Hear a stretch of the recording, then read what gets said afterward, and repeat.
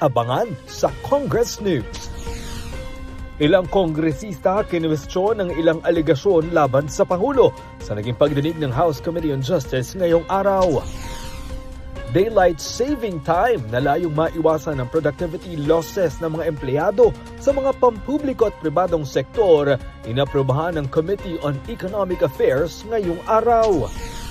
Panukalang magpapatupad ng No Work, No Pay scheme para sa mga mambabatas, isinusulong sa Kamara ni House Majority Leader Sandro Marcos.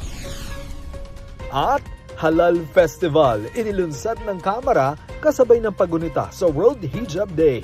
Speaker Faustino Boje III, iginit ang pagrespeto sa pananampalataya ng iba. Mahalaga pong magbigyan diin ang paggalang sa pananampalataya, wika at kultura ng bawat isa sa usapin ng pagkilala sa dignidad ng tao. Tutukan lahat ng yan mamayang 5:30 ng hapon dito lang sa Congress TV at IBC.